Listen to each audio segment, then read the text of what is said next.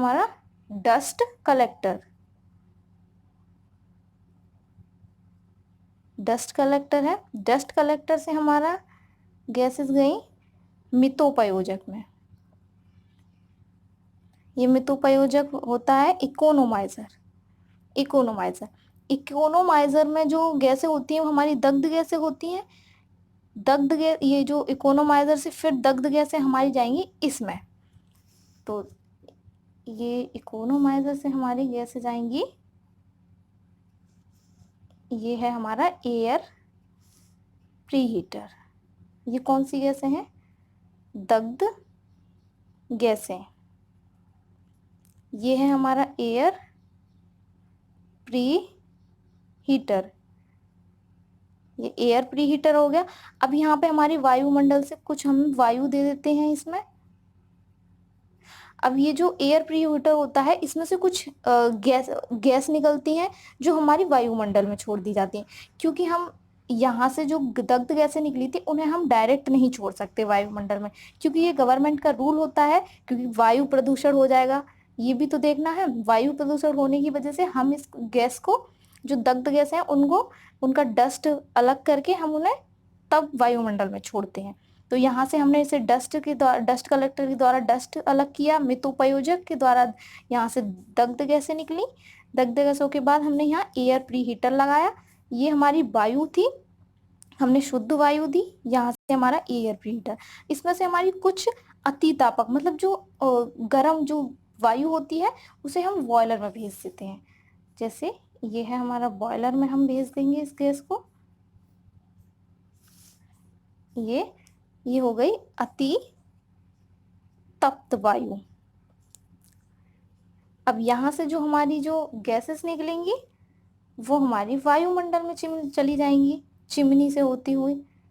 ये चिमनी से होती हुई ये है हमारी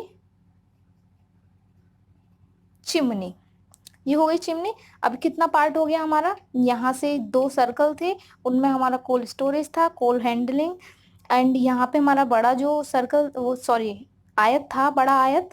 ये आयत से हमारा फर्स्ट पार्ट हो गया राख निवर्तन, एंड सेकंड पार्ट हो गया हमारा गैसेस का, दग्ध गैसों का। अब थर्ड पार्ट है हमारा ये जो भाप। उच्च टरबाइन में गई भाप, निम्न टरबाइन में गई। तो अब निम्न टरबाइन में से ये जो भाप थी कुछ निकलेगी, तो ये हमारी चली जाएगी इसमें। ये है हमारा संघनित्र, ये है हमारा संघनित्र। इसे हम थोड़ा ऊपर बना लेते हैं।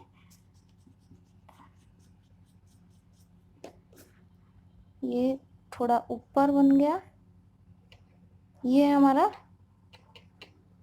संघनित्र। क्या हो गया? संघनित्र। अब ये संघनित्र क्या करता है? जो गैसें होती हैं, जो भाप होती है, भाप को गर्म जल में बदल देता है। अब ये भाप था, भाप ने, इसने संघनित्र ने जल में बदल दिया भाप को। तो ये जो जल है, गर्म जल, ये जाएगा यहाँ इसमें। तो इसे हम बंद कर देते हैं बॉक्स में, ये हमारा बॉक्स में जाएगा इसमें। ये होता है हमारा शीतक टावर। शीतक टावर, ये है शीतक टावर हो गई। अब ये शीतक टावर से हमारी यहाँ से फिर निकलेगी, ये आया गर्म जल शीतक टावर से। अब ये है हमारी पंप। क्या है? पंप। अब पंप के द्वारा फिर हम इस गर्म जल को फिर से लेके जाएंगे, ये संघनित्र में जाएगा। फिर से ये गर्म जल है, संघनित्र में चला जाएगा, ये संघनित्र में चला गया। अब ये जो गर्म जल है, अब गर्म जल से जो ये निकली, गर्म जल है, ये संघनित्र में पहुंच गया। अब संघनित्र से फिर से हमारा इस पंप के द्वारा जाएगा। तो ये हो गया, ये पंप हो गई। इस पंप के द्वारा हम ले जाएंगे इसमें, ये होता है हमारा निम्न दाब तापक। तो हमारा ये इसमें जाएगा, यहाँ पर हमारा तापक लगा है, ये इसे बोलेंगे हम निम्न दाब तापक। निम्न दाब तापक में पहुंच गए। निम्न दाब तापक से हमारे यहाँ एक पंप लगी होती है, ये पंप लगी है, ये पंप लगी है। यहाँ निम्न दाब तापक में जाके ये जो जल है थोड़ा गर्म हो जाता है। अब यहाँ पे हमारी ये जो उच्च दाब टरबाइन है, यहाँ पे हमारी एक्स्ट्रा भाप भी बचती होगी, क्योंकि कुछ तो हमारी रोटेट हो गए, जो ब्लेड रोटेट कराए थे उसमें खर्च हो गई, और कुछ एक्स्ट्रा बची। तो जो एक्स्ट्रा भाप होती है हम वो इन दोनों तापकों में भेज देंगे। तो ये हो गया हमारा, इसमें एक बार इसमें चली जाएगी एंड इसमें। तो ये यहाँ से क्या आई है हमारी भाप, ये आ गई भाप। यहाँ से जो हमारा ये जो जल है, यहाँ से ये पंप की सहायता से हम जो जल लेके आए थे, इसे निम्न तापक से लेके गए पंप से उच्च दाब, ये है उच्च दाब तापक, ये उच्च दाब तापक में से हम इसे भरड़ जल को लेके जाएंगे इकोनोमाइज़र में। कहाँ लेके जाएंगे? इकोनोमाइज़र में। ये गया हमारा इकोनोमाइज़र में। इसे हम मितोपयोजक भी बोलते हैं, भरड़ जल। अब ये जो है इसमें भरड़ जल गया।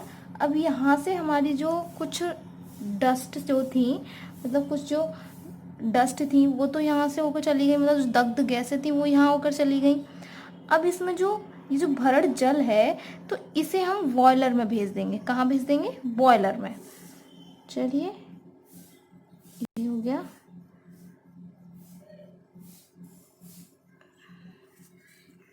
ये बॉयलर में यहाँ से चला जाएगा, ये बॉयलर में क्या है, यहाँ से बॉयलर में ये चला गया, यहाँ से ये बॉयलर में।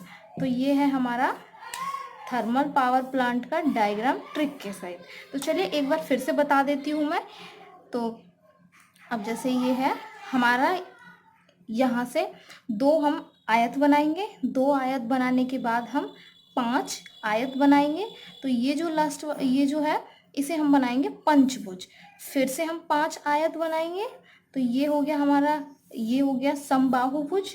इसे समबाहुभुज इस टाइप से बनाएंगे, 2 आयत इधर 2 आयत इधर, टोटल 5 आयत फिर से बनाएंगे। उसके बाद बनाएंगे हम ये डमरू। क्या बनाएंगे? डमरू। इसके बाद हम एक सर्कल बनाएंगे, फिर एक बड़ा सर्कल, फिर इसके सामने छोटा सर्कल, फिर एक और बड़ा सर्कल, फिर छोटा सर्कल। तो चलिए देखते हैं। यहाँ से हमारा ये कोयला स्टोरेज हो गया, ये कोयला आया, क्या है ये कोयला। यहाँ से ये खदानों से जो हमारा कोयला आता है, ये कोयला, तो यहाँ कोल्ड स्टोरेज में आया। कोल्ड स्टोरेज से हमारा ये कोल्ड हैंडलिंग में पहुंचा।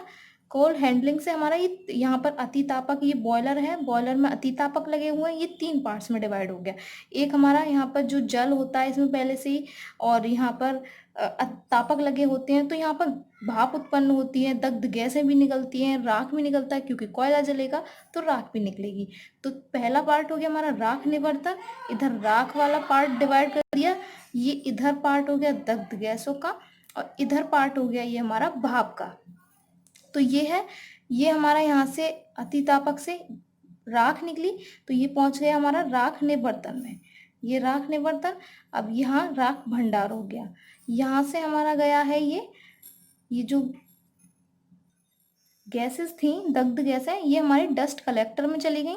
डस्ट कलेक्टर से मितोपयोजक में, यहाँ से फिर हमारी 10 दग्ध गैसें एयर प्री हीटर में, क्योंकि हम डायरेक्ट तो वायुमंडल में नहीं भेज सकते, इसलिए हमने ये वाला प्रोसेस अपनाया है। फिर हमारी यहाँ से वायु आ रही है वायुमंडल से, ये कुछ ठीक वायु थी जो हमने बॉयलर में भेज दी वापस, और जो बेकार जो वायु थी उसे हमने चिमनी के माध्यम से वायुमंडल में भेज दिया। अब आता है हमारा ये टरबाइन। तो ये जो भाप है हमारी, यहाँ से भाप निकली, क्योंकि पानी जब जलेगा उच्च दाब पर तो भाप बनेगी। तो जब भाप बनी तो भाप के द्वारा हमने उच्च दाब टरबाइन में भेजी भाप, और वहाँ पे हमारा इसका ब्लेड रोटेट हुआ। ब्लेड रोटेट होने के बाद सॉफ्ट के द्वारा हमने निम्न दाब टरबाइन में भेज दी। निम्न दाब टरबाइन से हमने ये जो भाप थी ये हमने जनरेटर में भेजी, तो हमारी इलेक्ट्रिक उत्पन्न हुई। अब यहाँ पे हमारी कुछ जो भाप थी, कुछ तो हमारी ये हमारी कुछ एक्स्ट्रा भाप बच गई थी, यहाँ से बच जाती है, तो ये हमारी हमने उच्च दाब तापक और निम्न तापक में भेज थी। अब यहाँ से हमारी ये जो निम्न दाब टरबाइन है, इसमें हमने सॉफ्ट के द्वारा इसमें जोड़ दिया और इससे हमारी इसे जनरेटर को कनेक्ट कर दिया, इससे हमारी इलेक्ट्रिक जनरेट हो गई। अब जो हमारी एक्स्ट्रा भाप बच गई थी वो इधर चली गई, और कुछ जो ठंडी भाप हो गई थी, जो हमारी ब्लेडों पे गिरने के बाद जो ठंडी हो गई थी, वो हमने बॉयलर में भेज दी और फिर से हम इसे निम्न दाब टरबाइन की ओर ले आए। यहाँ पर फिर से हमारा ये रोटेट हुआ प्लेट, रोटेट होने के बाद फिर से इलेक्ट्रिक जनरेट हुई और कुछ भाप बची हमने संघनित्र में भेज दी। संघनित्र से हमारी जो ये जो संघनित्र करता है हमारा जो भाप को जल में कन्वर्ट करता है, तो ये जो जल है ये जो गर्म जल में कन्वर्ट किया, यहाँ से हमारा शीतक टावर है, ये शीतक टावर से होते हुए हमने पंप के माध्यम से फिर से संघनित्र में ले ली। तो ये जो जल है ये संघनित्र से होता हुआ हमारा पंप में आ गया, पंप से हमने निम्न दाब तापक में भेज दिया, जल को थोड़ा गर्म हो गया। अब यहाँ से पंप से हमने उच्च दाब तापक पर भेज दिया, ये उच्च दाब भरड़ जल बन गया क्योंकि ये गर्म हो गया जल। यहाँ से हमने ये इकोनोमाइजर में भेज दिया। इकोनोमाइजर में जो दग्ध गैसें थी वो हमारी एयर हीटर से होती हुई चिमनी में से निकल गई, और यहाँ से हमारा ये जो जल था ये हमारा बॉयलर में चला गया। तो ये तो था हमारा थर्मल पावर प्लांट डायग्राम की ट्रिक एंड इसकी वर्किंग। और इसको अगर हम सिंपल तरीके से देखें तो हम बोल सकते हैं सिंपल तरीके से वर्किंग, मान लो वर्किंग, तो इसको हम 3 पार्ट्स में डिवाइड करते हैं। पहला है हमारा ईंधन, ईंधन तथा राख निवर्तन, एंड दूसरा है हमारा दग्ध गैसें, एंड तीसरा है हमारा भाप परिपथ। ठीक है, अगर आपको नहीं समझ में आया हो तो आप इसको वीडियो को फिर से देखिए, आपको समझ आ जाएगा, इससे सिंपल ट्रिक आपको नहीं मिलेगी। तो फ्रेंड्स चलिए मिलते हैं नेक्स्ट वीडियो में। नेक्स्ट वीडियो में आपको इसकी वर्किंग बताऊंगी, फिर से बताऊंगी। अगर आपको नहीं समझ में आई है तो मैं दूसरे वे में फिर से बता दूंगी। वैसे मैंने बहुत सिंपल तरीके से बताई है, आपको अच्छे से समझ आ जाएगी। आप फिर से वीडियो देख लीजिएगा। Thank you friends.